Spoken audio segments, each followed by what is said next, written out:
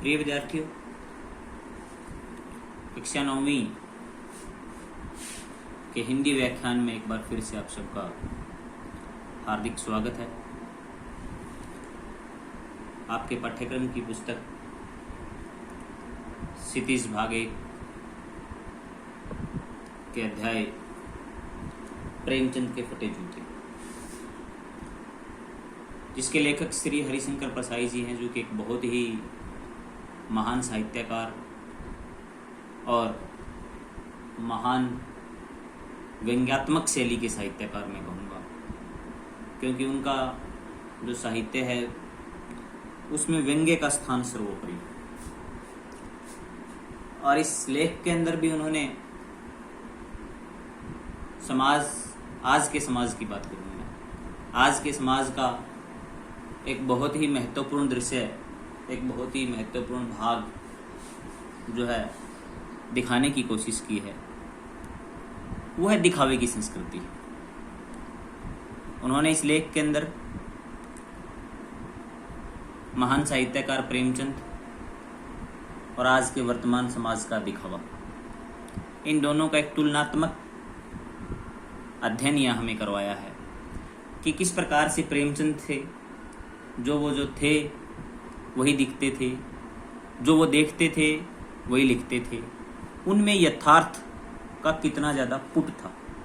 यथार्थ का मतलब होता है जो हमारी आंखों के सामने हो, जो सच हो, जो यूनिवर्सल हो, जो स्पष्ट हो, वो होता है यथार्थ। तो एक प्रेमचंद का यथार्थवाद और एक आज का हमारा समाज जो दिखावे के ऊपर तुला हुआ है, उसके बारे में एक तुलनात्मक अध्ययन किया है।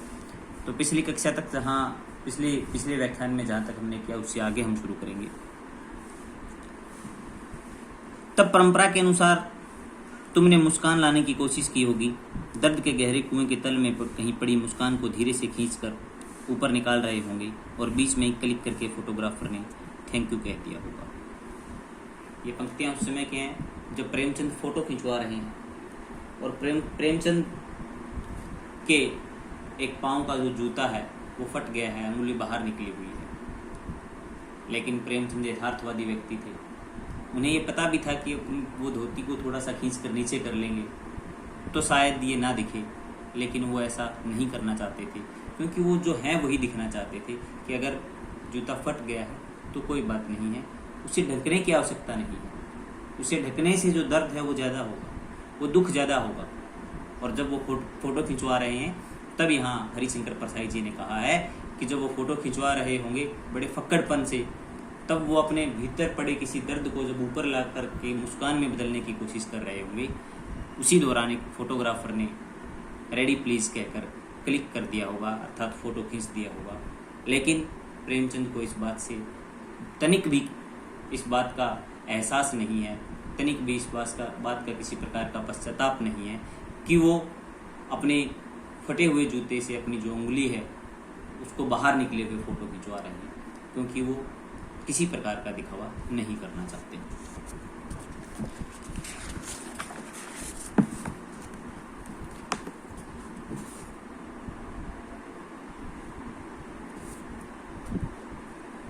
यह है कैसा आदमी है जो खुद तो फटे जूते पहने फोटो खिंचा रहा है पर किसी पर हंस भी रहा है। बड़ी ही गहरी बात कही गई है यहाँ प्रेमचंद के बारे में कि वो खुद तो फटे हुए जूते से फोटो खिंचवा रहे हैं, लेकिन वो किसी और पर हंस रहे हैं। किस पर हंस रहे हैं? यहाँ दिखाया गया है कि प्रेमचंद उन लोगों पर हंस रहे हैं जो वास्तव में कुछ और हैं और समाज में कुछ और दिखने की कोशिश करते हैं, अर्थात दिखावा करते हैं। दिखावा करने वाले लोगों पर प्रेमचंद हंस रहे हैं कि उनकी वास्तविकता जो है वो छुपाना चाहते हैं लोगों से।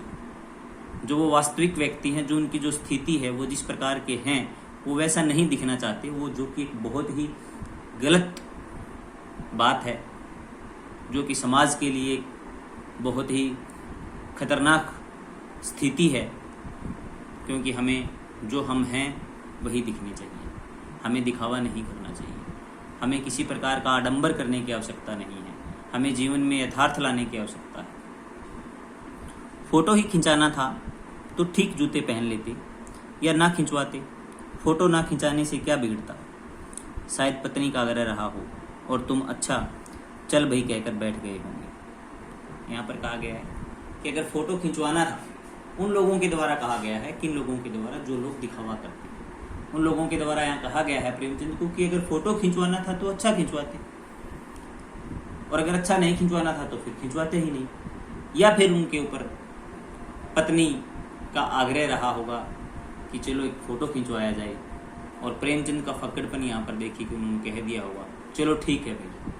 अर्थात यहाँ पर ये दिखाया गया है कि वो लोग जो फोटो खिंचवाने में कमियां निकाल रहे हैं, अर्थात वो लोग वास्तविक नहीं है, जो असलियत को देख करके और उसे छुपाने की कोशिश कर रहे हैं, वो लोग वास्तविक नहीं हैं।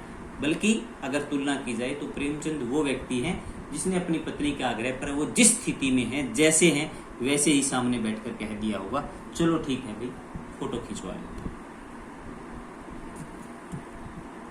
मगर यह कितनी बड़ी ट्रेजेडी है कि आदमी के पास फोटो खिंचवाने को भी जूता ना हो। मैं तुम्हारी यह फोटो देखते देखते तुम्हारे क्लेश को अपने भीतर महसूस करके जैसे रो पड़ना चाहता हूँ, मगर तुम्हारी आंखों का यह तीखा दर्द, व्यंग्य मुझे एकदम रोक लेता है।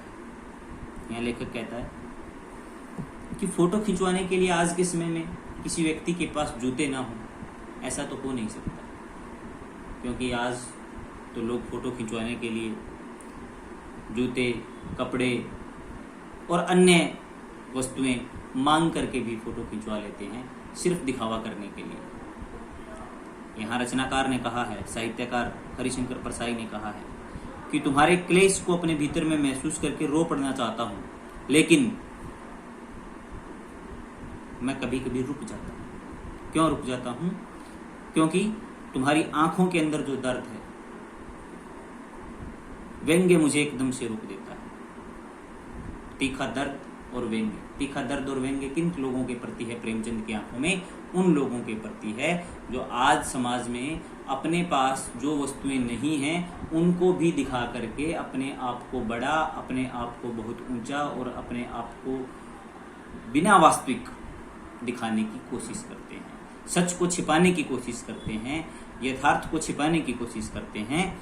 उन लोगों के प्रति प्रेमचंद की आंखों के अंदर एक व्यंग्य है और एक दर्द है जो कि एकदम से रचनाकार को रोक देता है। तुम फोटो का महत्व नहीं समझते होते तो किसी से फोटो खिंचवाने के लिए जूते मांग लेते। वही बात विद्यार्थियों जो मैंने पहले कही थी कि आज लोग जो है फोटो खिंचवाने के लिए जूते, कपड़े या अन्य किसी भी प्रकार की चीजें मांग करके भी दिखावा करने के लिए फोटो खिंचा सकते हैं। वही बात रचनाकार ने यहाँ पर कही है कि शायद तुम फोटो का महत्व नहीं जानते। अगर तुम जानते होते तो तुम किसी से जूते मांग लेते।